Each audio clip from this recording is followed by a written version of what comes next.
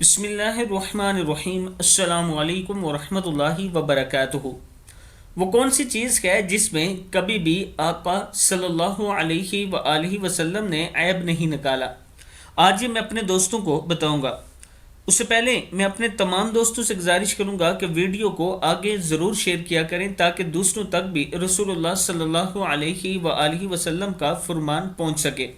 حضرت ابو ہریرہ رضی اللہ تعالیٰ عنہ فرماتے ہیں کہ رسول اللہ صلی اللہ علیہ وآلہ وسلم نے کبھی کسی کھانے میں عیب نہیں نکالا۔ آپ صلی اللہ علیہ وآلہ وسلم کی طبیعت چاہتی تو تناول فرما لیتے، اگر پسند نہ ہوتا تو چھوڑ دیتے۔ ابی داؤد کی حدیث ہے کہ رسول اللہ صلی اللہ علیہ وآلہ وسلم کھانے کو برا نہیں کہتے تھے، عیب نہیں نکالتے تھے۔ اگر آپ کو پسند ہوتا تو کھا لیتے، اگر پسند نہ ہوتا تو چھوڑ دیتے، اور یہی سنت ہے۔ اس پر آپ دوستوں نے عمل ضرور کرنا ہے۔ السلام علیکم ورحمۃ اللہ وبرکاتہ۔